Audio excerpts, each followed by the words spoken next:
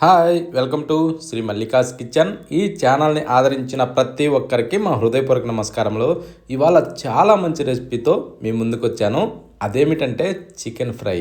ఎవరైనా సరే దావత్ చేస్తున్న వాళ్ళకైతే ఇది సూపర్ టేస్టీగా ఉంటుంది. ఈ విధంగా చేసిన వాళ్ళు దావత్లో పూర్తిగా ఎంజాయ్ చేస్తూ దీన్ని ఇష్టంగా తింటారు. అందుకని ఇంత మంచి రెసిపీని మీ ముందుకు తీసుకొచ్చాను. ముందుగా మనం చికెన్ తీసుకోవాలి. ఆ చికెన్ ఏంటంటే మనం తీసుకొచ్చినప్పుడు నీట్గా 1-4 సార్లు బాగా నీసు వాసన పోయేదాకా కడుక్కోవాలి. అలా కడిగితే ఏంటంటే ఈ చికెన్కి సూపర్ రుచి వస్తుంది. నీసు వాసన అన్న మాటే రాదు. ఇప్పుడు దాంట్లోకి 1 స్పూను కారం వేసుకుందాం. అది వేసాక కొద్దిగా పసుపు కూడా అందులో వేసేద్దాం. ఆ తర్వాత 1 స్పూను సాల్ట్ కూడా వేసేసి ఇప్పుడు అల్లం వెల్లుల్లి పేస్టు 1 స్పూను వేసుకుందాం.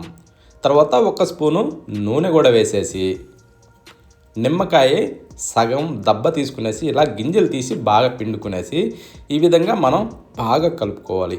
ఇది మనం ముక్కలకి పట్టే విధంగా బాగా ఇలా కలుపుతూ దీన్ని ఒక 2 నుంచి 5 నిమిషాల సేపు ఇలా బాగా కలుపుకోవాలి. కలిపిన దాన్ని ఒక అరగంట సేపు ఊరబెట్టాలి. ఇప్పుడు దీన్ని పక్కన పెట్టేసి స్టవ్ ఆన్ చేసి ప్యాన్ పెట్టేసి దాంట్లో 3 గంటలు నూనె పోద్దాం. ఆ నూనెని కాస్త వేడెక్కనివ్వాలి. కానీ ఇది ఫ్రై చేస్తున్నాం కాబట్టి దీనికి అంత మాత్రం నూనె కంపల్సరీ కావాలి.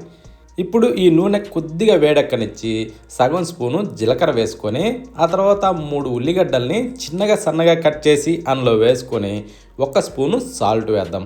సాల్ట్ వేస్తే ఏమవుద్దంటే ఈ ఉల్లిగడ్డలు తొందరగా మెత్తబడతాయి. అందుకోసమనే సాల్ట్ వేసుకోవాలి. ఓకేనా? ఈ విధంగా కాస్త మెత్తబడిన తర్వాత ఇందాక ఊరబెట్టుకున్న చికెన్ని తీసుకొని దీంట్లో వేసేసుకుందాం. వేసాక దీన్ని కిందకి మీదకి బాగా తిరగేసుకుంటూ దీన్ని కాసేపు మగ్గనివ్వాలి. అప్పుడే సూపర్ రుచి వస్తుంది. ఇప్పుడు మూత పెట్టేసి ఒక 2 నుంచి 3 నిమిషాల సేపు అలా డమ్ అనిగేలోపు ఒక మిక్సీ జార్లో ధనియాలు, 1 స్పూను జీలకర్ర, మిరియాలు సగం స్పూను, ఎండు కొబ్బరి ఏంటంటే ఒక 2 స్పూన్లు మందం వేసి ఒక 5-6 ఎండుమిరపకాయలు వేసి చెక్క, లవంగ, యాలకులు ఈ 3 కలిపి దాంట్లో వేసుకునేసి మెత్తగా పొడిగొట్టి పెట్టుకుందాం.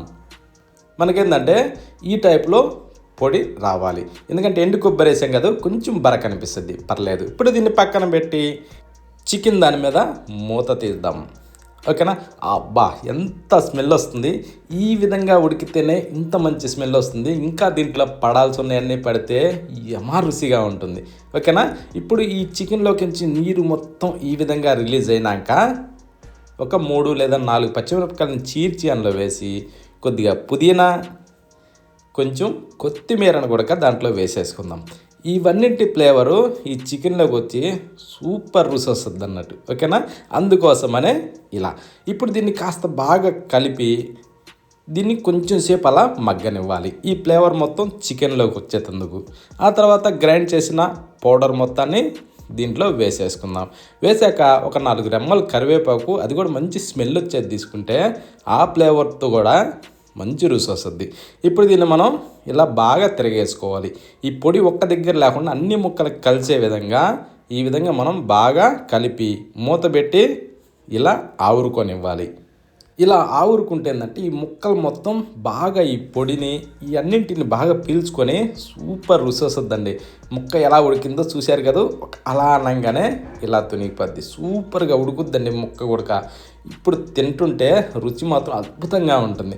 కొద్దిగా కొత్తిమీర అలా చల్లుకునేసి ఆ ఫ్లేవర్తో కూడా కలిపితే ఏమి రుచి ఉంటుందంటే చాలా రుచి ఉంటుంది. అందుకనే దీన్ని మాత్రం ప్రతి ఒక్కరూ ఖచ్చితంగా ట్రై చేయండి. ప్రతి దావత్లో కూడా దీన్ని ఈ విధంగా చేసుకొని తిన్న వాళ్ళు ఎవరైనా సరే వదిలేపెట్టరు. కడుపు నిండా తింటూ ఎంజాయ్ చేస్తారు. అందుకనే ప్రతి ఒక్కరికి ఈ దావత్ స్పెషల్గా ఈ చికెన్ ఫ్రై చేసి చూపించాను.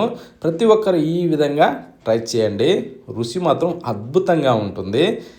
అన్నం పక్కన పెట్టి అచ్చం ముక్కలే తింటూ కూర్చుంటారు, అంత బాగుంది. మళ్ళీ కలుద్దామా?